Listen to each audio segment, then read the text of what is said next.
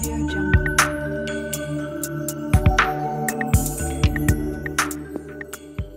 Olá, meus queridos. Então, vamos dar início ao nosso estudo do novo Código de Processo Civil, na verdade, do novo processo civil brasileiro, né? O processo que já vem sendo denominado aí de processo civil contemporâneo, é um processo que tem novas bases principiológicas e dessa forma a gente vai trabalhar não apenas uma revisão do ponto de vista estrutural do processo civil, mas a gente vai compreender todo esse novo sistema e toda a base, todos os fundamentos desse novo processo civil, porque tem muita diferença, não são apenas alterações pontuais no texto da lei, e não é apenas uma nova lei, nós estamos falando de um novo processo civil, e enquanto processo nós estamos falando de uma forma, de um meio, de um mecanismo de solução de conflitos, né? E, claro, a gente sabe que o estudo do processo não existe se não se trabalhar a partir do exame daquela trilogia: jurisdição, ação e processo. Isso porque uma das características essenciais do processo é justamente aquela que diz que é por meio do processo que o Estado exerce a jurisdição. Lembrem, a gente não pode esquecer que a Constituição da República, lá no artigo 5º, ela coloca de modo claro que ninguém será privado de seus bens ou de seus direitos sem o devido processo legal, né? E esse devido processo legal, ele é uma espécie de garantia constitucional, está dentro do rol dos direitos fundamentais, das garantias constitucionais, justamente para assegurar que essa função, a função jurisdicional, que é uma função quase que absoluta sob a perspectiva da autoridade, do exercício do poder, né? Que essa função somente poderá ser exercida de acordo com regras do devido processo legal, nas suas duas perspectivas, né? Na perspectiva procedimental e na perspectiva substancial. Isso nós vamos tratar com bastante calma no momento posterior, né? Nesse nosso bloco agora, nessa nossa aula, nós vamos iniciar então o estudo da jurisdição. O estudo da jurisdição a gente vai dividir aí em duas aulas. Então, essa é a primeira aula a respeito da jurisdição. Na verdade, a gente vai trabalhar a construção de um conceito a respeito da jurisdição, mas aí não é apenas um conceito vazio. Bom, mas eu vou passar uma aula estudando só um conceito de jurisdição? Nós vamos compreender, né, a figura, nós vamos compreender essa função estatal e compreender a partir da revisão de um processo histórico, né, do processo de evolução natural desse instituto, ok? Uma primeira observação aqui que, na verdade, para chamar a atenção da importância do tema, eu sempre gosto de compartilhar com os meus alunos essa informação.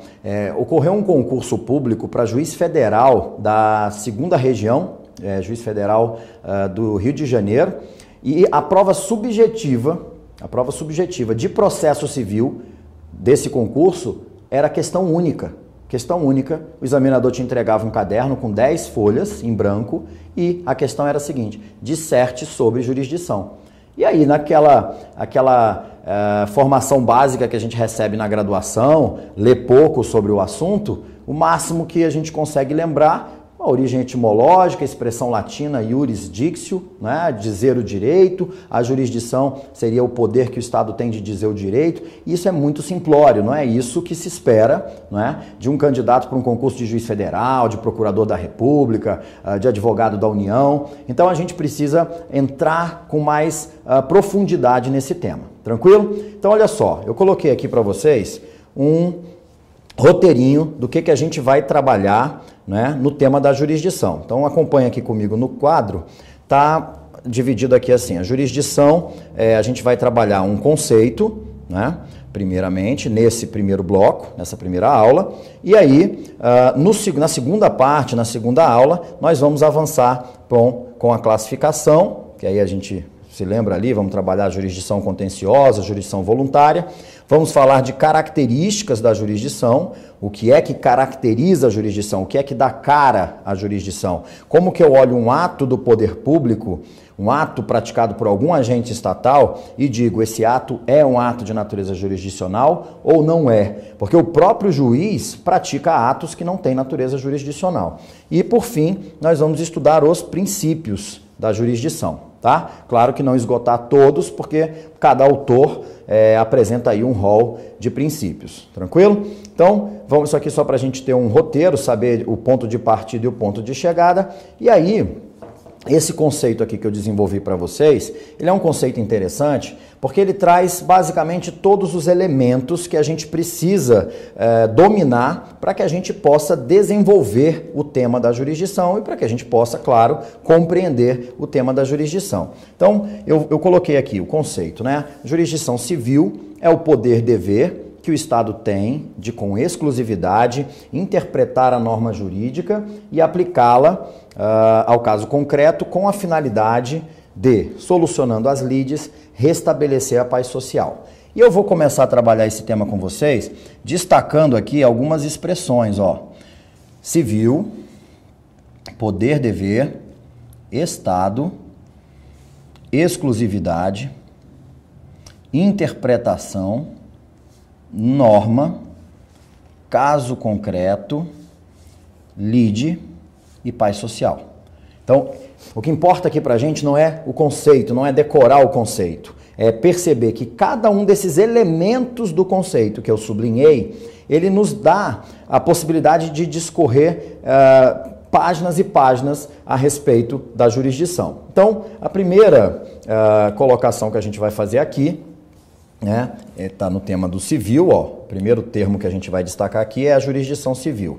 Por que eu vou destacar a jurisdição civil? Porque quando eu penso em jurisdição, então, olha só, jurisdição, quando eu falo em jurisdição civil, eu não estou falando de jurisdição do processo civil.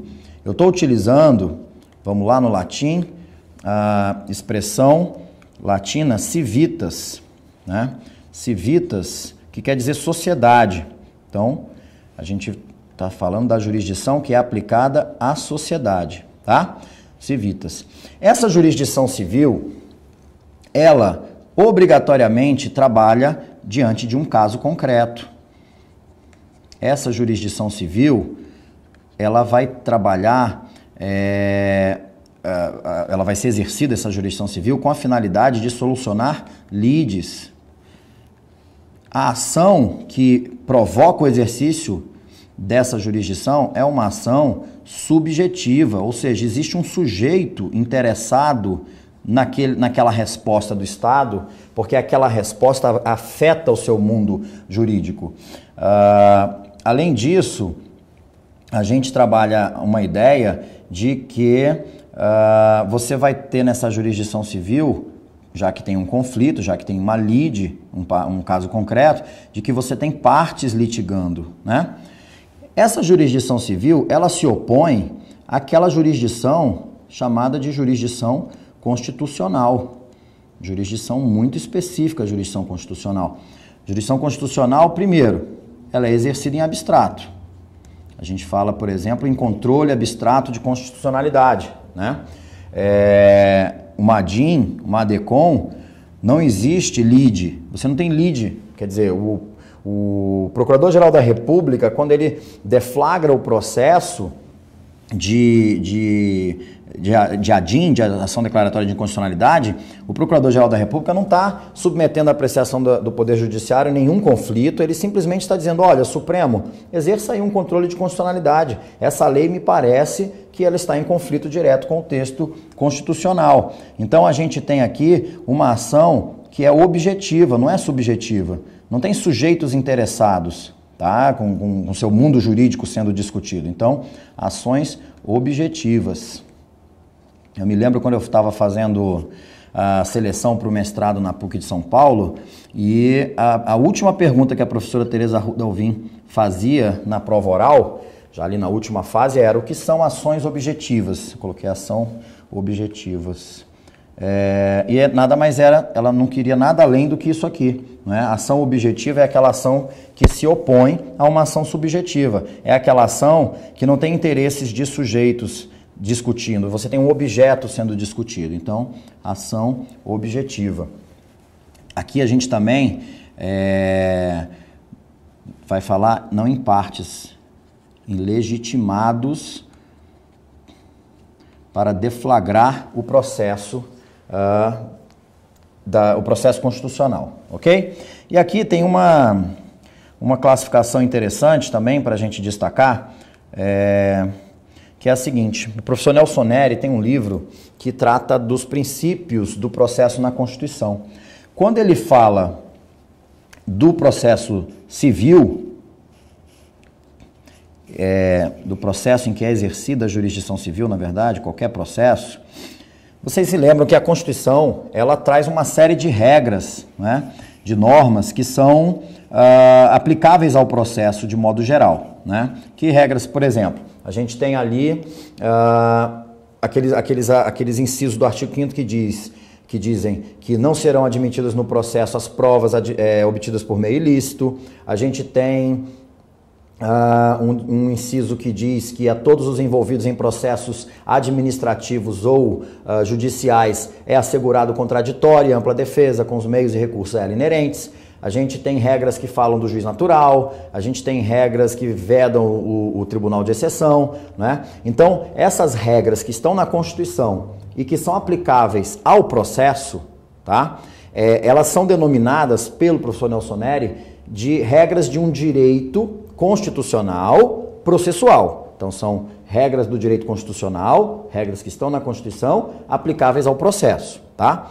E para o professor Nelson Neri, essa disposição, ela se opõe ao chamado direito processual constitucional, que aqui eu tenho regras de processo constitucional, as regras aplicáveis ao processo que está previsto na Constituição. E o processo que está previsto na Constituição é o processo objetivo, da ação objetiva. É o processo que é exercido em abstrato, é aquele processo em que o Estado exerce a jurisdição constitucional, tranquilo? Então aqui, voltando aqui para o quadro, ó, a gente organiza dessa forma. Esse processo em que a jurisdição civil é exercida, ele está regrado pelo chamado direito constitucional processual. E aí a gente tem como exemplo a vedação à prova obtida por meio ilícito, devido ao processo legal, o contraditório, a ampla defesa, tá? E lá na jurisdição constitucional a gente tem um processo que é regido pelo chamado direito processual constitucional. Tranquilo? Então essa é a nossa é o nosso primeiro elemento do conceito de jurisdição, tá? É importante a gente destacar então que quando eu estou conceituando jurisdição aqui para vocês, eu estou falando da jurisdição civil. Quando a gente estuda processo civil, a gente está discutindo a jurisdição civil, ok? Vamos para frente. Aí diz aqui, jurisdição civil é o poder-dever que o Estado tem. Poder-dever. Bom, acompanha comigo aqui. Essa expressão poder-dever, vocês se lembram que ela é muito utilizada no direito administrativo, né? Quando fala, por exemplo, do poder-dever de polícia. Aquele poder, aquele poder que a administração pública tem de limitar o exercício de direitos individuais, né, em favor da coletividade, em defesa dos interesses de uma coletividade. Então, a ideia lá do poder de polícia, para lembrar, se a Constituição nos assegura no artigo 5º liberdade de iniciativa, direito de propriedade, mas se eu chegar e abrir uma barraquinha para vender comida na rua e eu não tiver a autorização do Estado, a autorização da administração pública, vai passar o fiscal da administração, vai passar o fiscal da vigilância sanitária, ele pode apreender a minha mercadoria, mesmo eu tendo direito de propriedade. Por quê? Porque ele está limitando esse direito individual em favor da coletividade. E essa atribuição da administração pública, por que a gente fala em poder-dever? Porque é um poder que não é uma faculdade. Não é? A administração pública é obrigada a exercer essa atribuição. E da mesma forma que acontece com o direito administrativo, acontece aqui com a figura da jurisdição. Tá? A jurisdição não é um poder faculdade, a jurisdição é um poder obrigação, numa perspectiva, em dupla perspectiva, na verdade. Quando eu falo que é uma obrigação, eu já estou até avançando um pouco para um dos princípios da jurisdição, que é o princípio da da inevitabilidade, na verdade. É um princípio que ele se desmembra em duas ideias, em duas perspectivas, né? Dizer que a jurisdição é inevitável, ou seja, é um dever, é uma obrigação, eu posso pensar que ela é uma obrigação, que ela é inevitável para o jurisdicionado e ela é inevitável, ela é uma obrigação para o próprio Estado. Como assim? A jurisdição é inevitável para o jurisdicionado. Se qualquer pessoa tiver no seu local de trabalho, na sua faculdade, na sua residência, e chegar um oficial de justiça com um mandado de citação, e ela vai chegar lá e vai dizer, ó, você está sendo citado, você agora é réu em um processo. Mesmo que você se recuse a assinar, o que vai acontecer? O oficial de justiça vai certificar que ele te citou e que você se recusou a assinar. E você está considerado citado, ou seja, querendo ou não querendo, você é réu em um processo. Querendo ou não querendo, você foi alcançado pela jurisdição e é melhor que você colabore, não é, com o processo, porque senão você vai sofrer sanções processuais. Tranquilo? Isso vem desde lá do Império Romano, a ideia de vara, quando o pretor romano, que era o juiz do Império, ele era obrigado por lei a, quando ele saía às ruas, ele tinha que portar uma vara com o símbolo do Império, aquela águia, que era símbolo do Império Romano. E toda vez que havia algum conflito entre cidadãos romanos, com aquela vara ele tocava no ombro das pessoas e aquilo indicava que a jurisdição tinha alcançado aquelas pessoas e que aquele conflito só poderia ser resolvido no fórum e seria resolvido pelo pretor, não é? Pelo império. A ideia de que o juiz não é um agente, não é só apenas um servidor público,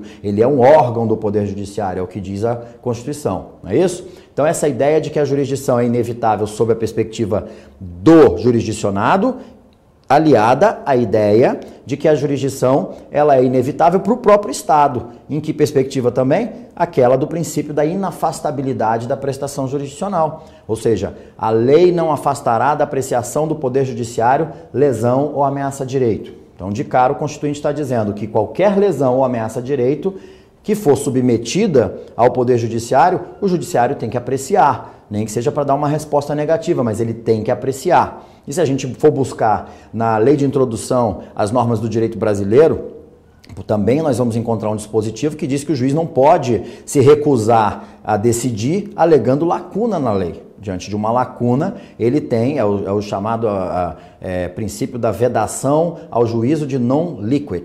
Tá? Ele não pode não julgar, a vedação ao não julgar, ok? Então, essa vedação, o juiz ele vai ter que utilizar um método de integração normativa, como analogia, ou se valer de outras fontes de direito, como os princípios gerais de direito, os costumes, tá certo? Então, é a ideia de poder-dever, a jurisdição ser um poder-dever, é a ideia de que ela não pode ser excusada, ninguém pode, nem o jurisdicionado, nem o Estado, tá? Vamos olhar aqui de novo qual é o próximo elemento que a gente tem.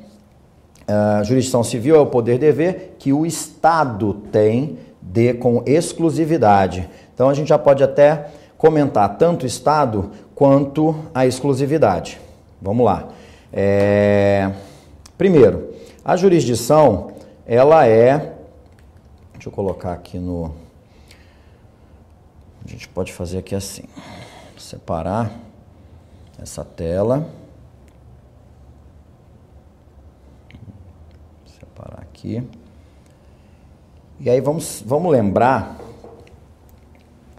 que faz parte do currículo, né, de todos os cursos de direito, a gente estudar economia. Tem sempre um semestrezinho lá que a gente estuda economia. Tem um semestre que a gente estuda ciência política. Ciência política. E tem um semestre que a gente estuda TGP, Teoria Geral do Processo, né? Só para mostrar um paralelo aqui para vocês, quando a gente pega na economia e tenta analisar a origem dos conflitos, a teoria econômica, a gente colocando aqui de uma maneira bem objetiva, a teoria econômica diz que a origem dos conflitos se dá por isso aqui, ó, um confronto entre as necessidades humanas, que são infinitas,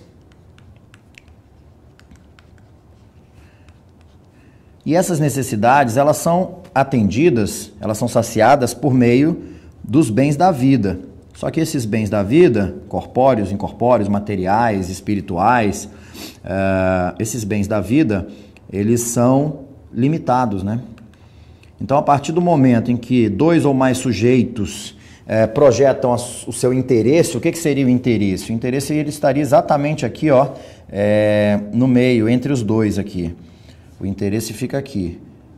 O que é o interesse? É a medida da necessidade projetada sobre um bem da vida, né?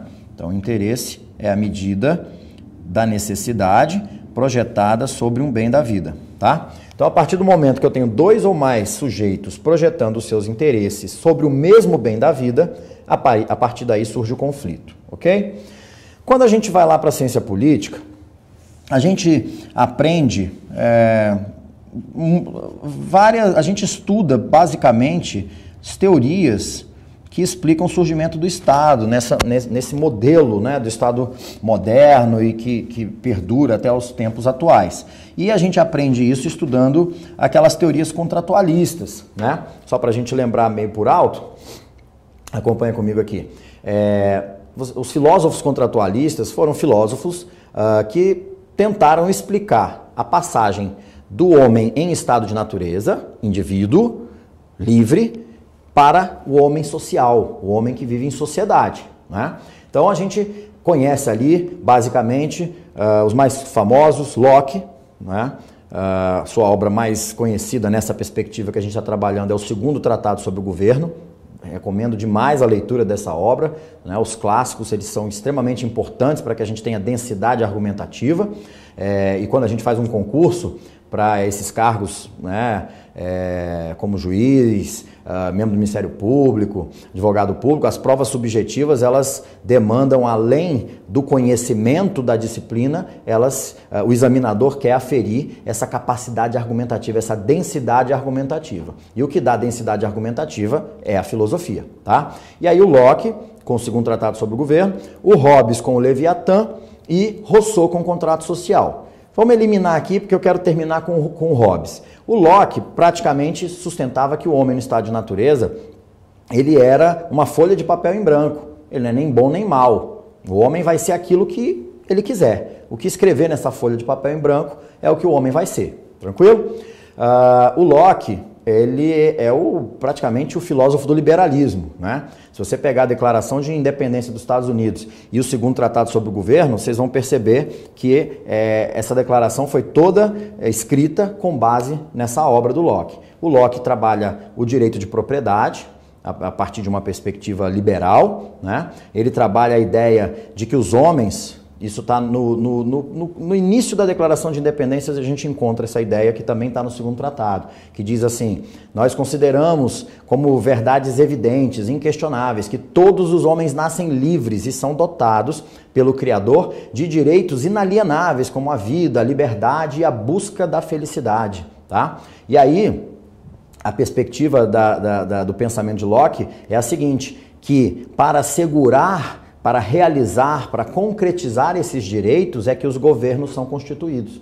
E sempre que um governo se afastar desse processo, é legítimo, é lícito aos indivíduos desfazerem esse governo e constituírem um governo novo. Tranquilo? Então, é a ideia do homem indivíduo que se junta em sociedade para... A partir desse momento que ele se junta em sociedade, ele constitui um governo e esse governo trabalhar em prol, e a ideia de Estado mínimo, né? Ele existe apenas para trabalhar em prol da proteção desses direitos naturais, desses direitos inalienáveis, ok? Na perspectiva do Rousseau, o Rousseau trabalha já partindo da perspectiva de que o homem, ele nasce bom, que a criança ela é pura, ela é inocente e que o futuro, né, a estabilidade da sociedade depende de um processo de educação bem dirigido nessas crianças. Isso aí vem da filosofia oriental, isso é muito anterior a Rousseau, existe uma máxima da filosofia oriental que é a criança é o pai do homem, né? E o Rousseau trabalha com essa ideia, né? Tudo que você faz com a criança é o que vai reproduzir no homem no futuro. Mas o mais interessante para a gente aqui é o pensamento do Hobbes, que está lá no Leviatã. Porque o Hobbes, no Leviatã, ele trabalha a seguinte ideia. Vamos voltar aqui para o quadro. ele coloca que o homem no estado de natureza, está aqui ele, indivíduo, ele é livre, ele é um indivíduo livre, tá? E livre, ele é senhor sobre todas as coisas. Ele é o Adão bíblico, ele está lá, ele está livre no mundo e ele é senhor sobre todas as coisas, ele dá nome para as coisas, ele se apropria das coisas quando ele quer, enfim. Só que o homem é dotado de razão.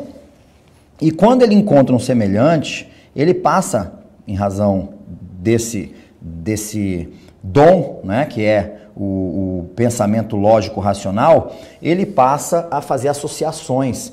E a partir das associações, quando ele identifica o outro e percebe que esse outro é semelhante a ele, ele começa a pensar, ora, se essa pessoa é como eu, essa pessoa também é livre. E sendo livre, ele também é senhor sobre todas as coisas. E se ele é senhor sobre todas as coisas, ele está disposto a defender aquilo que é dele, como eu também estou disposto. Só que o que vai acontecer? Voltando lá para a economia, quando eu tenho um bem da vida disputado por mais de um sujeito, você tem um conflito. E aí, nesse processo de razão, de associação de ideias, o homem pensa, ora, se ele está disposto a fazer qualquer coisa para defender o que é dele, como eu também estou disposto, eu estou disposto até a matar se for necessário. E ele também pode estar disposto a matar se for necessário. Então, antes que ele me mate, é melhor que eu mate. Então, a ideia, o Hobbes dizia, né? O Hobbes dizia, homus homini lupus. O homem é o lobo do homem. O que significa o homem ser o lobo do homem? O homem é o predador do próprio homem. O homem, quando desenvolveu a tecnologia, ele se sobrepôs, ele se colocou no topo da cadeia alimentar. Mas o Hobbes diz que acima do homem na cadeia alimentar está o próprio homem. O homem, no exercício dessa liberdade absoluta, ele vai acabar agredindo o seu semelhante por medo, né, por medo de ser agredido, até o momento que a espécie humana será extinta. Então ele propõe que essa situação seja resolvida da seguinte forma. A gente vai constituir um ente superior, no caso aqui, na época do Hobbes, era o monarca absolutista, ele é o filósofo do absolutismo.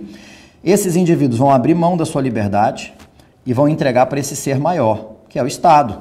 E o Estado vai devolver aquilo que o homem mais precisa, que é segurança, em troca dessa liberdade. E essa que é a ideia, né? Quando o Estado surge, o Estado moderno surge, a gente pode lembrar, acompanha comigo o raciocínio, a gente tinha lá um sistema feudal, modo de produção feudal, vários feudos, né? Senhores feudais. A produção normativa nessa época era como? Pluralismo jurídico total. Cada feudo tinha sua regra. Mas a partir do momento em que a Europa passa a sofrer uma série de mazelas, fome, invasão de bárbaros, a peste negra que dizimou 1/3 da população da Europa, e a Europa, esses feudos, eles começam a se juntar e se proteger, surge essa ideia da necessidade de segurança, surge a ideia de depois que passa por esse período de expansão, né? Então, na verdade, o que acontece aqui durante esse período? Aqueles senhores feudais se organizam e aquele que tem maiores condições econômicas de custear um exército para dar segurança para todos é coroado. E aí surge o Estado moderno, né? Então nós temos o Estado e o rei, o monarca, né? Que passa a simbolizar a figura do Estado. Lá no absolutismo isso aí fica evidente, fica sobrecarregado na figura do Luís XIV, o Rei Sol, aquele que dizia que todos os tribunais, o parlamento, todas as autoridades existem e emanam dele, e existem somente pela vontade dele. E em razão disso, se a vontade dele mudar, essas instituições todas podem deixar de existir, porque elas só existem em razão da sua graça, né? E ele conclui essa afirmação, isso foi um discurso dirigido ao parlamento, ele conclui essa afirmação dizendo: o Estado sou eu sou o próprio Estado. Então, quando surge essa ideia de organização do Estado para dar segurança aos indivíduos desse Estado, a primeira coisa que a gente tem é o quê? É uma proibição da autotutela. Uma proibição da autotutela. As pessoas não vão mais resolver as suas questões pelas próprias mãos, porque vão existir normas que vão vincular a todos, né? E essa norma, ela emana do rei, emana do Estado. Então, esse processo de centralização da produção normativa, antes era tudo descentralizado, nos feudos. Quando surge o Estado moderno, existe um processo de centralização da produção normativa. E a partir do momento em que existe esse processo de centralização da produção normativa e existe a proibição do exercício da autotutela, significa que aquele que criou a norma passa a ser o mais legitimado para resolver conflitos que decorrem do descumprimento da norma ou de uma interpretação equivocada da norma, né? Na verdade, eu sempre gosto de usar o seguinte exemplo. Se eu chego e digo para minha filha, filha, eu vou viajar e volto amanhã, e eu não quero que você fique vendo televisão até tarde. E aí, volto no dia seguinte e ela está discutindo com a minha mulher e, olha, ela foi dormir tarde, não fui, foi, não foi. Filha, que hora você foi dormir? 3 horas da manhã, papai. Isso não é tarde, isso é cedo, é o começo de outro dia. Então, daí a gente tem uma norma que foi criada por mim e nós temos duas pessoas em conflito em razão de uma divergência de interpretação da norma. Quem é a pessoa mais legitimada, mais autorizada para dizer qual era o alcance da norma? Sou eu que criei a norma. Então, o Estado, a ideia da jurisdição como função do Estado, está dentro disso. A jurisdição, o exercício da jurisdição pelo Estado é uma conclusão ou é uma consequência lógica do processo de centralização da produção normativa. Vou colocar de novo, essa afirmação é bem significativa, né?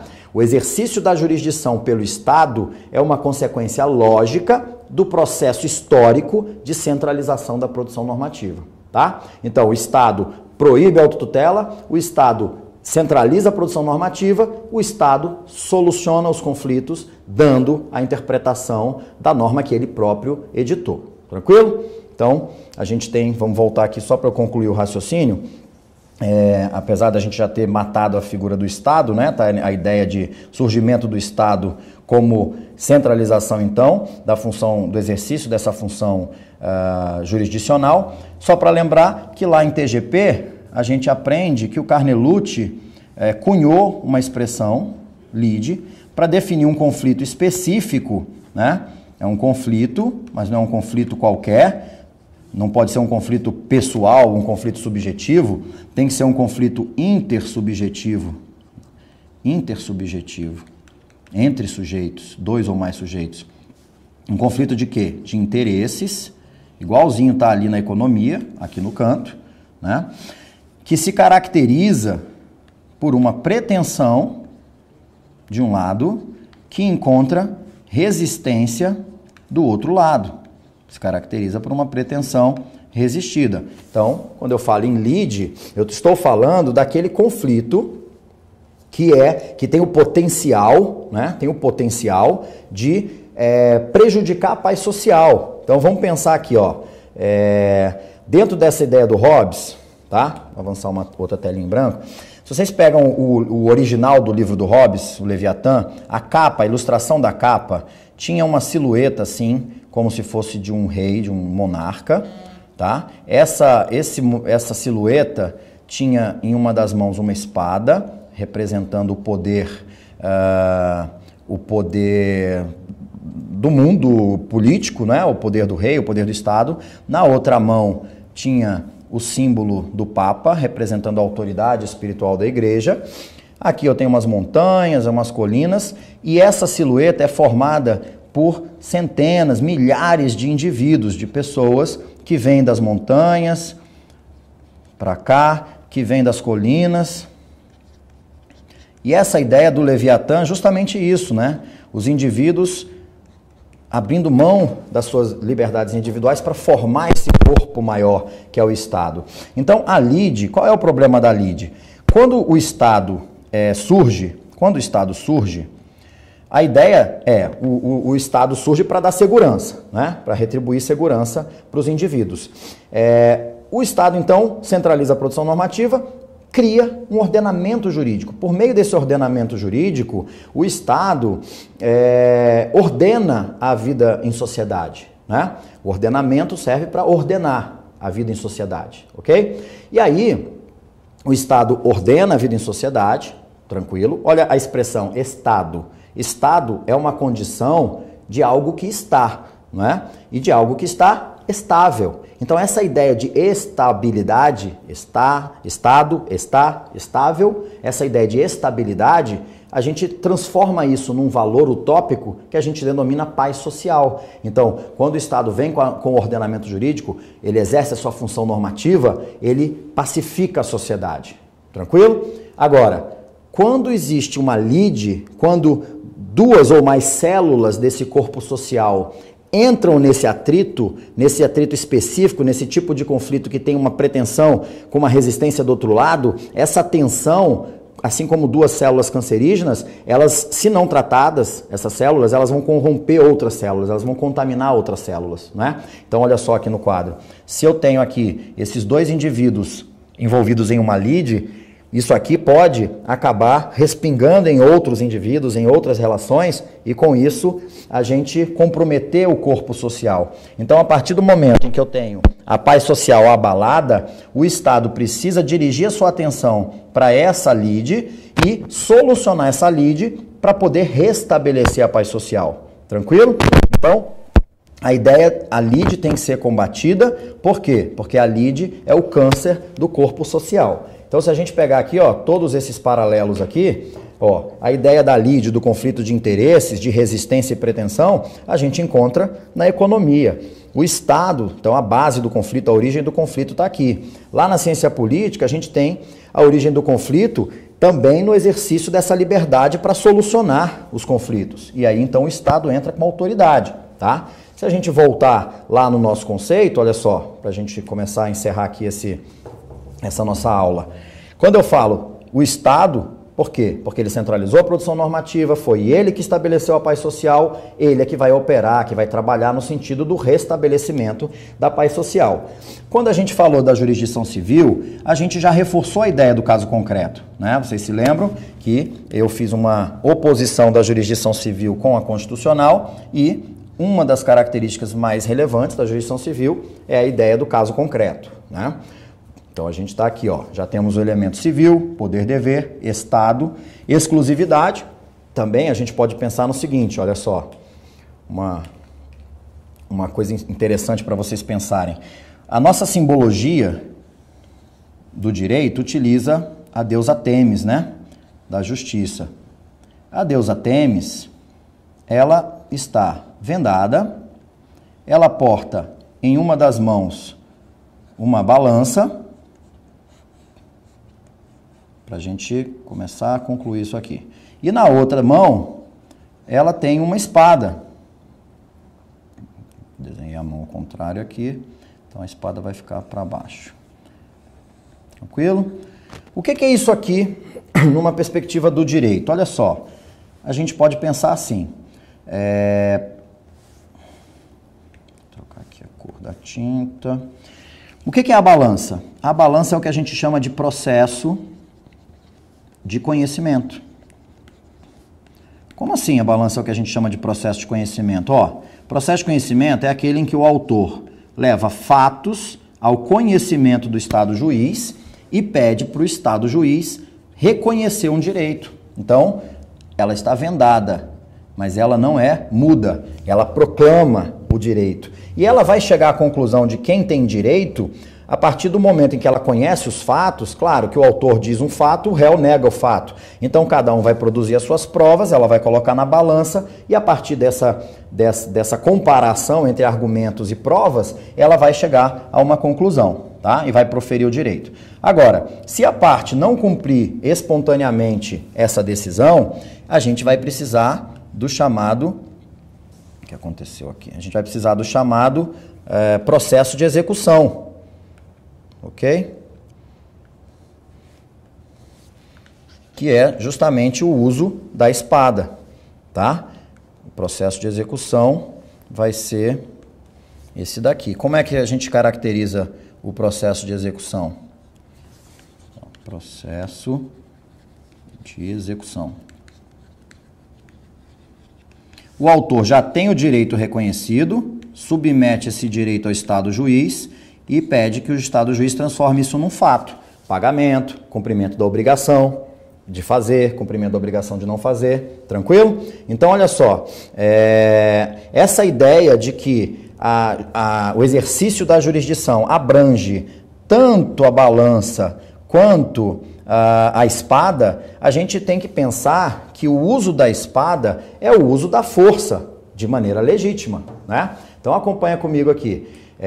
Para a gente pensar em jurisdição, a gente tem que pensar que a jurisdição alcança tanto o reconhecimento do direito quanto o emprego da força estatal de maneira legítima para poder forçar o cumprimento da obrigação, tá? Então, dentro daquele conceito, só quem detém o monopólio do uso legítimo da força é o Estado. Então, por isso que a jurisdição é exercida pelo Estado com exclusividade. Tranquilo? Vamos olhar para cá então e ver se fechou. Olha só, diante de tudo que a gente conversou, jurisdição civil, né? Então, civil está ok.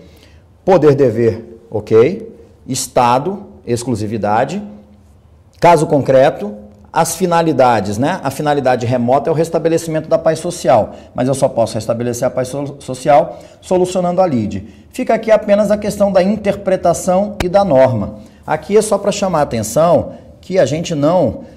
que a atividade jurisdicional não é apenas de interpretação de lei, porque norma é muito mais abrangente. Norma vai pegar princípios, norma vai pegar leis, estrito sensu, vai pegar decretos, portarias, a gente pode pegar contratos, né? Porque as cláusulas contratuais são normas que são estabelecidas, tá? E a questão da interpretação, pensar que interpretação é um ato criativo. É daqui que sai a ideia do ativismo judicial, ok?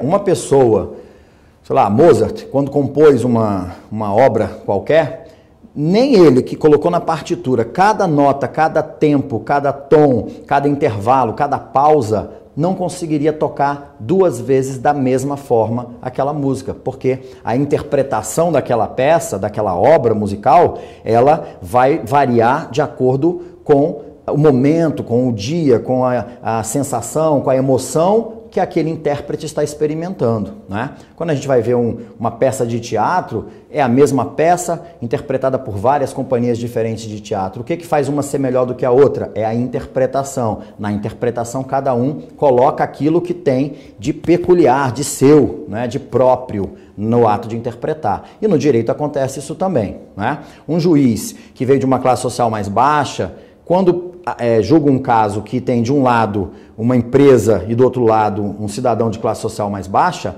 vai julgar bem diferente de um juiz, vai interpretar a mesma norma de uma forma diferente do que um juiz que sempre viveu em condições muito melhores do ponto de vista econômico e social. Tranquilo? Então, com isso, a gente fechou, né? Fechou aqui o conceito, deu para dar uma visão bem densa, bem profunda sobre esse instituto da jurisdição. E aí, é claro, a jurisdição, a função estatal, a função mais forte do Estado, né?